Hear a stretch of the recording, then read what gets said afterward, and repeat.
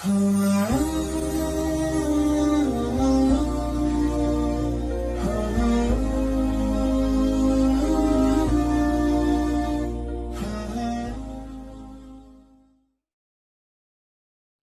ada orang bisa menyakitimu, tidak ada orang bisa mencurangimu, nggak ada orang bisa menaklukkanmu kalau kamu sendiri tidak mau.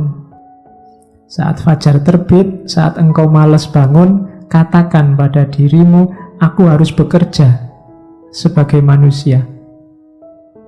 Aku harus menawar apa lagi untuk bekerja, sebagaimana tugas kelahiranku.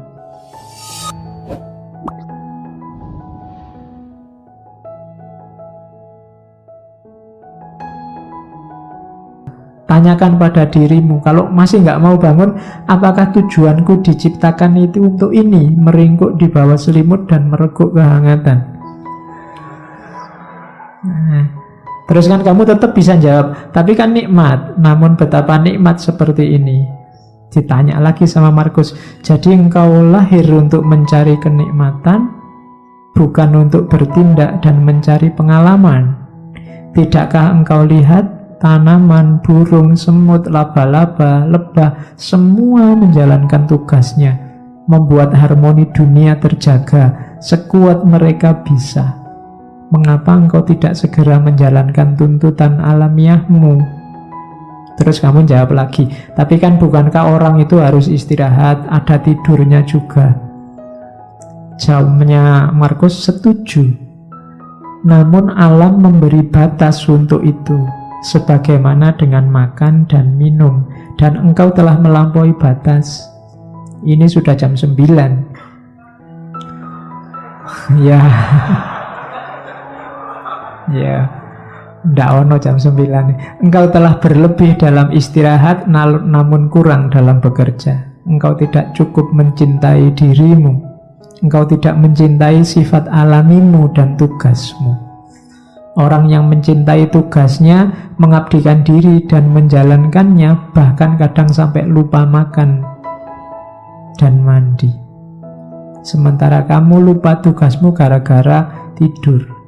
Apakah engkau tidak menghormati dirimu sendiri sebagaimana pelukis mencintai lukisan, penari mencintai tarian, orang pelit mencintai uangnya, atau pemburu jabatan mencintai statusnya? Saat mereka benar-benar dipengaruhi oleh yang mereka kerjakan, mereka bahkan tidak makan dan minum karena menjalankan kecintaan mereka. Ini filsafat bangun tidur. Ya, biar kamu tidak males-malesan. Karena kadang-kadang kalau sudah males kan, meskipun bolak-balik HP-nya kamu tambah 10 menit sudah bunyi, 10 menit lagi bunyi lagi, 10 menit lagi. Ning ya ora tangi-tangi. Oke. Kalau ini rumus hidup sama orang lain. Kapanpun kau menemukan kesalahan pada diri orang lain, tanyakan pada dirimu, apa kesalahan yang pernah kulakukan yang mirip dengan kesalahan yang akan aku kritik ini? Kalau ada orang lain salah, tanya pada dirimu, pernah nggak kamu melakukan salah yang sama atau mirip? Itu nanti akan mengurangi kadar agresifmu terhadap kesalahan orang lain. Saya ingin balas dendam, Pak. Ada orang menyalahi saya. Katanya Markus, balas dendam terbaik adalah dengan tidak menjadi seperti musuhmu. Balaslah musuh yang mencaci makimu dengan tidak mencaci maki. Itu balas dendam terbaik. Balaslah musuh yang menyakitimu dengan tidak menyakitinya. Manusia ada dengan saling membutuhkan kepada sesama, kamu akui atau tidak. Kamu harus hidup bareng orang lain, mau atau tidak. Maka kalau kamu tidak mampu mengajari mereka, belajarlah untuk tahan hidup bersama mereka. Sudah kamu nasihati kok tidak pulih-pulih jadi baik, ya gimana lagi? Sekarang kamu latih dirimu untuk kuat bareng mereka. Misalnya kamu punya teman sak kos-kosan berdua, kok ya males mandi. Sudah kamu nasihati tetap males mandi. Solusinya apa? Kamu latihanlah untuk bisa tahan dekat orang yang malas mandi. Jadi rumusnya simple. Jadi kalau kamu tidak tahan terus, sementara dia tidak berubah-berubah, kamu akan hidupmu tersiksa terus. Loh Pak, kok dia tidak berubah-berubah? Kamu tidak menguasai perubahan dia. Yang bisa kamu kuasai kan perubahan dirimu. Lebih gampang melatih dirimu untuk tahan bersama dia dibandingkan kamu mengubah dia. Ya doakan saja dia bisa berubah. Tapi kalau tidak, kamu kuat hidup bersamanya.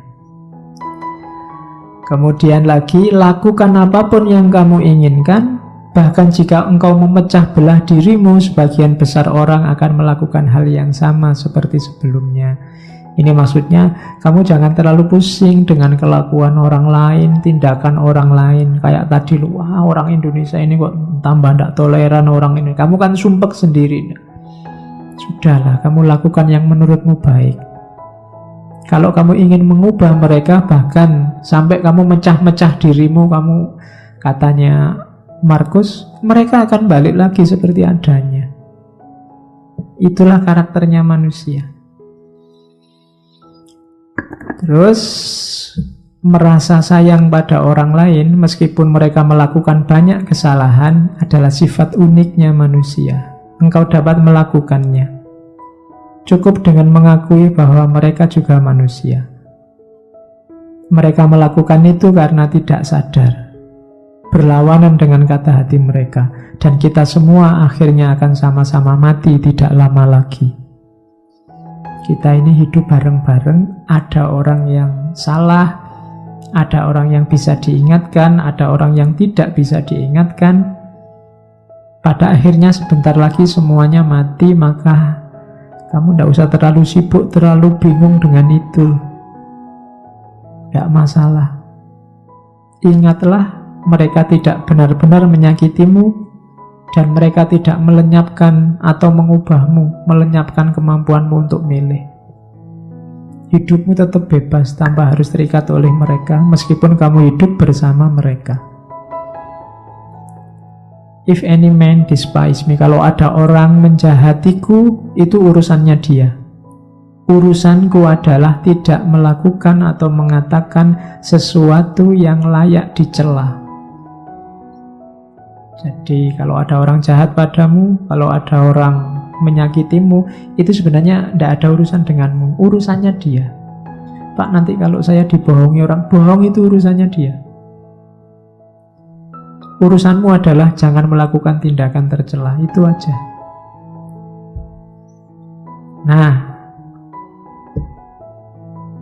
kalau ini pendidikan diri, rumusnya pendidikan diri itu be tolerant with others and strict with yourself. Saya tulis ini besar-besar karena hari ini banyak orang yang dibalik. Banyak orang yang toleran dengan dirinya sendiri, kemudian strict dengan orang lain. Kalau sama dirinya sendiri dimaafkan terus, dicarikan alasan, dicarikan dalih. Tapi begitu sama orang lain, kakunya luar biasa. Orang lain tidak boleh keliru, tidak boleh minta maaf, tidak boleh. Itu yang kita lakukan hari ini, dan terjadi di mana-mana saling balas-membalas. Terbalik. Harusnya kita toleran terhadap orang lain dan strict terhadap diri kita sendiri. Jangan dibalik.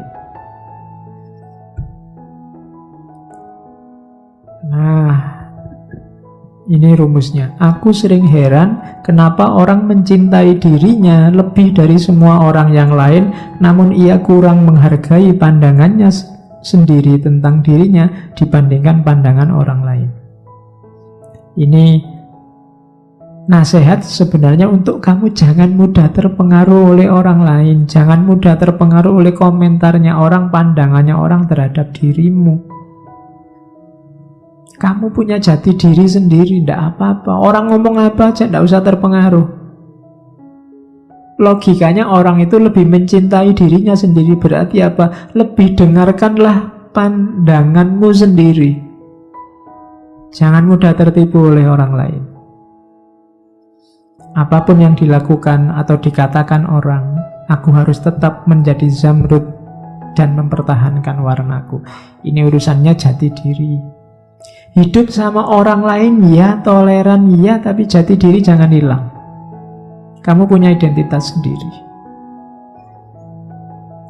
Terus nasihatnya Markus, ya, awas ya, kamu jangan merendahkan dirimu sendiri. Teruslah rendahkan dirimu wahai jiwa, maka segera peluangmu untuk mendapat kehormatan akan lenyap. Lama-lama identitasmu hilang dan kamu tidak akan dihargai orang. Setiap orang punya satu kehidupan. Milikmu sudah hampir habis gara-gara kamu singkirkan terus, kamu sisihkan terus identitasmu. Dan engkau tidak memperlakukan dirimu sendiri secara hormat, engkau malah mempercayakan kebahagiaanmu pada jiwa-jiwa yang lain. Jadi hidup ini yang pertama rumusnya katanya Markus, carilah apa tugasmu. Katanya Markus, segala sesuatu, apakah itu kuda atau anggur, diciptakan untuk tugas tertentu, untuk peran tertentu, maka carilah tugasmu sebagai manusia. Sering kan saya singgung ayat afahasibtum annama khalaqnakum abasa. Itu kan Allah loh yang ngomong.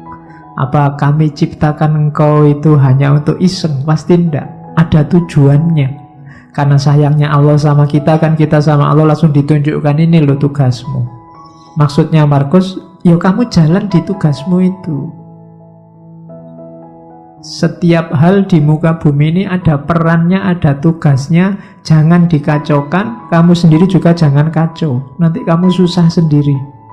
Jadi rumusnya hidup pertama, tugasmu apa? Yang harus kamu lakukan apa?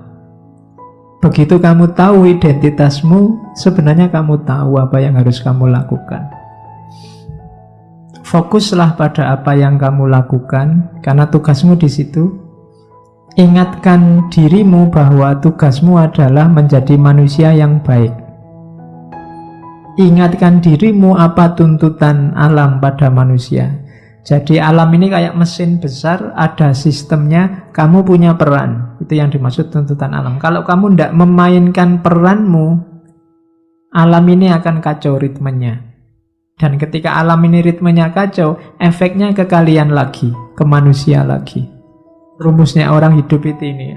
Kita ingat-ingat coba ya, ini pedoman hidup kita katanya Markus. Hidup kita itu secara durasi itu sementara, pasti ya, limited. Tidak lama kok hidup kita itu. Sudah tidak ada lagi orang yang usianya mungkin 150 ke atas. Atau 200 lah, tidak ada. Orang sudah 70, 80 itu sudah luar biasa. Malah kasihan orangnya kalau nggak meninggal-meninggal. Loh iya, malah kasihan. Sifatnya berubah. Hidup kita ini karakternya alam di antara yang kita sebut sunnatullah tadi berubah. Maka kalau kamu kaku, ritmemu akan kacau. Jangan kaku. Kamu harus luwes. Ketika kamu kaku, sementara lingkungan alam sekelilingmu berubah, maka yang terjadi ritmemu kacau, jangan-jangan kamu juga mengacaukan ritmenya orang lain. Jadi karakternya hidup ini berubah. Durasinya sementara. Persepsi kita, pemahaman kita, sifatnya abu-abu kalau bahasanya. Abu-abu itu apa? Kita ini manusia yang terbatas dan pemahaman kita juga terbatas. Kebenaran, kebaikan yang kita pahami itu sebatas kemampuan kita. Berarti apa? Kebenaran yang kita tahu sebagai benar juga limited, terbatas. Bukan karena kebenarannya yang terbatas, tapi kapasitas kita yang terbatas. Kalau ditarik lebih jauh lagi, tidak ada orang yang pantas sombong. Sering saya bilang bahwa manusia itu diciptakan sebagai sosok yang tidak pantas untuk sombong. Karena lemah dalam segala aspeknya. Oke, nah Kalau hidup begitu, kebahagiaan terus. Lah kalau gitu apa harus sumpek? Enggak, katanya Markus. Meskipun hidup itu selemah itu, tapi kita tetap bisa bahagia. Rumusnya bahagia simple. Yang pertama, pikiran. Kebahagiaan hidupmu tergantung kualitas dari pikiranmu. Hari ini, detik ini kamu bisa langsung bahagia meskipun sedang sumpek urusan apa wae, tinggal kamu detailkan urusanmu apa. Uang habis, makalah belum selesai, dosen ngamuk-ngamuk, bapak kos nagih misalnya. Itu kan sumpekmu kan kamu bawa di sini. Itu detik ini juga bisa selesai itu semua, tinggal kamu geser caramu berpikir. Jadi kebahagiaanmu itu tidak tergantung apa-apa di luar dirimu, tapi pikiranmu. Makanya sangat sedikit hal yang dibutuhkan untuk hidup bahagia, dan semuanya ada dalam dirimu. Di mana itu? Caramu berpikir. Tidak usah pakai semboyan, pokoknya Pak, saya tidak akan kawin sebelum kaya, itu bikin sumpek sendiri. Ya kalau memang ada calonnya, cukup segalanya, ya nikah saja. Saya Pak, sebelum 29 misalnya, itu kan banyak yang begitu. Nggak usah lah, bikin rumit sendiri. Pokoknya kalau cocok sesuai apa-apanya jalan, ya nikah saja, nggak masalah. Itu hidupmu akan utuh.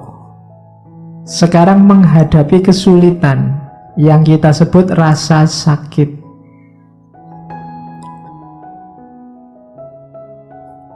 Katanya Markus, saat engkau tersiksa oleh sesuatu dari luar dirimu,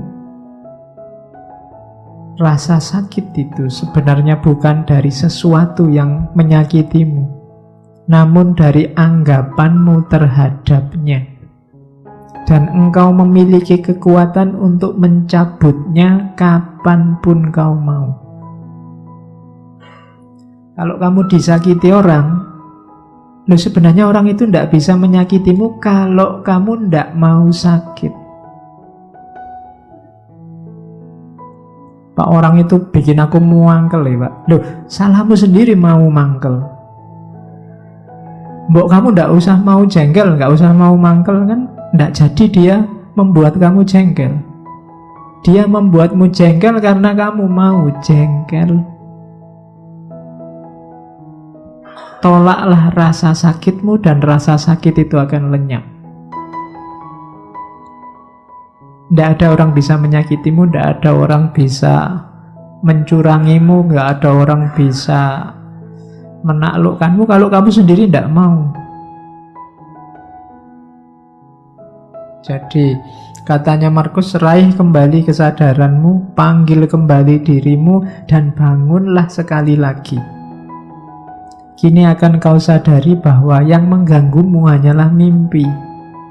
Pandanglah kenyataan ini sebagaimana engkau memahami mimpimu. Yos, silahkan sekarang didaftar apa yang membuatmu sumpek, membuatmu sakit, membuatmu merasa tak berdaya, membuatmu merasa lemah. Semuanya pasti tidak real.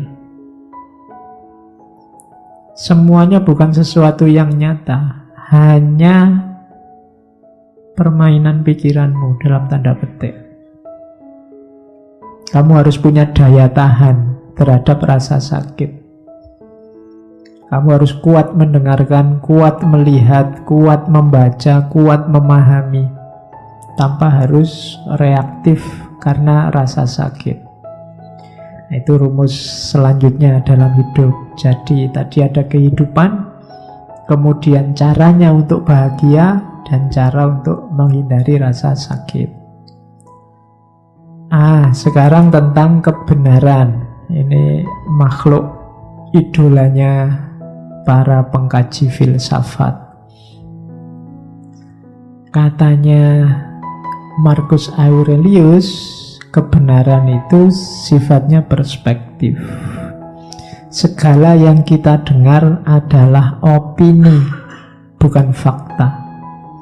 segala yang kita lihat adalah perspektif, bukan kebenaran. Ini nanti belakangan dikembangkan teorinya oleh Immanuel Kant, jadi Das Ding an sich namanya. Sesuatu apa adanya dan sesuatu yang sudah dipersepsi, dipahami oleh manusia. Ketika orang ngomong tentang sesuatu yang namanya kebenaran, begitu kebenaran itu diomongkan, dia jadi opini. Opini itu kebenaran versi yang ngomong. Kalian ikut ngaji, terus keluar cerita tentang ngaji ini, itu yang keluar dari penjelasanmu, dari mulutmu, itu adalah opinimu tentang ngaji ini. Kalau opini, yaitu pendapatmu sendiri.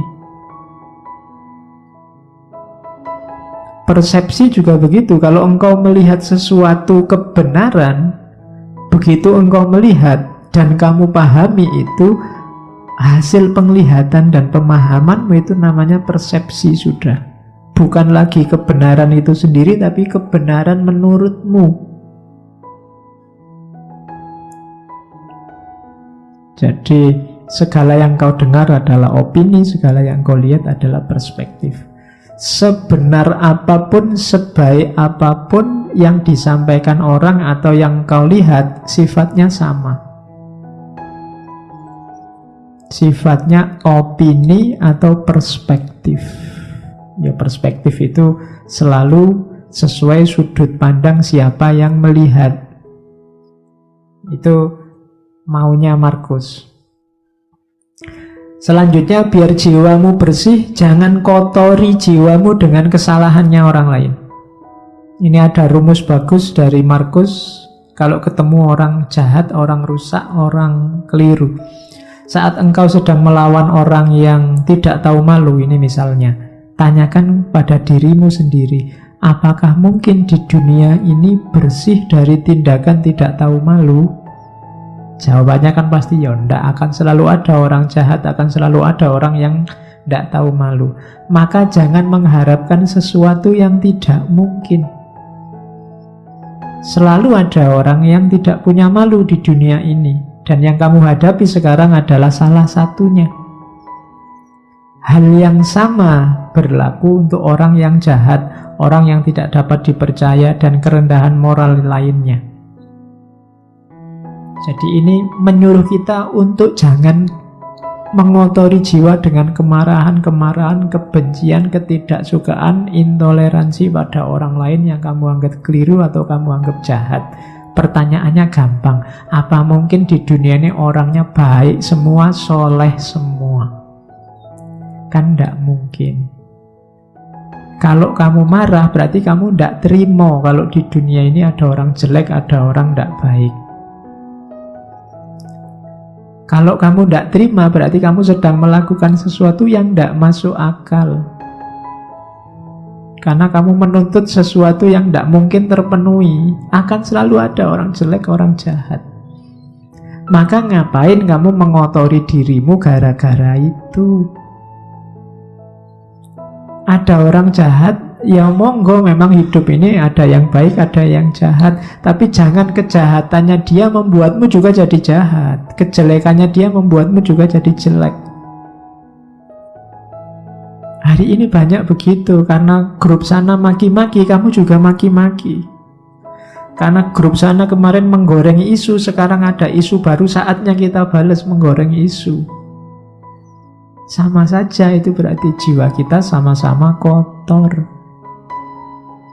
Kalau kamu mimpi orang itu harus baik semua sesuai idealmu, mimpimu itu mimpi yang tidak realistis. Tidak mungkin orang itu akan jadi baik semua. Kalau kamu tidak terima ada orang jahat, kamu menyusahkan dirimu sendiri. Akan ada selalu orang yang tidak baik. Maka bersihkan dirimu. Oke. Setelah semua tadi yang di atas, tugas kita sekarang apa? Ayo merayakan hidup. Senanglah, bahagialah dalam hidupmu. Ojo kokean sumpek. Tadi rumusnya sudah banyak. Hidup kita kan sesuai yang kita pikirkan. Saat engkau bangun pagi, katanya Markus, pikirkanlah betapa istimewanya kamu masih bisa hidup, masih bisa berpikir, iso ngaji filsafat, iso sarapan, ngerokok, ngopi, dan masih bisa mencintai. Lo iya kan? Lo istimewa, lo alhamdulillah kamu masih bisa mencintai. Ada orang yang bangun pagi mikir menyerang orang yang dibenci. Kamu masih bisa cinta sama siapa, masih bisa say hello, masih bisa bilang miss you, masih bisa bilang sudah tidur apa belum, masih bisa bilang bersyukurlah. Ya kan? Setiap kali bangun tidur bersyukurlah. Kenapa? Masih diberi kesempatan hidup lagi. Tidak ada jaminan loh begitu kamu tidur terus bisa bangun. Kamu sendiri kan tidak bisa mengatur dirimu biar pokoknya besok saya harus bangun. Tidak bisa. Ternyata bangun atau tidak tergantung dirimu. Maka bersyukurlah. Begitu bangun kamu masih bisa sadar, masih bisa mikir, itu kenikmatan luar biasa. Bersyukurlah. Masih bisa menikmati hidup, masih bisa minum, makan. Yang lain mungkin sudah dilarang makan ini, dilarang makan itu, kamu masih bebas, bersyukurlah. Paling tidak kamu masih bisa mencintai seseorang. Nah, rayakanlah hidupmu. Wajahmu jangan kayak wajah orang susah terus. Ya, hidup kita ini menyenangkan kok. Oke. Terimalah segala sesuatu yang diikat oleh takdirmu. Cintailah orang-orang yang ditakdirkan bersamamu dan lakukan dengan sepenuh hatimu. Hidupmu akan nyaman. Dapat apa saja diterima, dinikmati. Makan di angkringan, dinikmati, ya enak. Ada yang ngeraktir di restoran, alhamdulillah, ya lumayan enak. Semuanya enak, mana sih yang tidak enak, apalagi kalau ditraktir. Jadi bersama siapapun dinikmati, tidak usah milih-milih teman. Yo, setiap orang punya karakter, punya gayanya sendiri. Tapi kan ada yang jahat, Pak. Ya, jahat silahkan jahat, tapi kan tidak mengotori jiwamu. Karena kalau kamu pingin, saya pinginnya teman itu baik semua, Pak, sama saya peduli semua, itu mimpi, tidak mungkin. Ya kan? Kalau dihitung teman yang peduli sama kamu sama yang cuek, insya Allah lebih banyak yang cuek. Loh, tapi kalau ketemu senyum itu basa-basi. Ya, setiap orang disibukkan nomor satu dengan hidupnya sendiri masing-masing. Jadi rayakanlah hidupmu, jangan terlalu sumpek. Jangan memimpikan apa yang tidak engkau miliki. Namun akuilah anugerah atas apa yang engkau miliki, lalu bersyukurlah. Sambil mengingat, tulisannya salah itu, sambil mengingat betapa engkau akan sangat memimpikan apa yang kau miliki sekarang.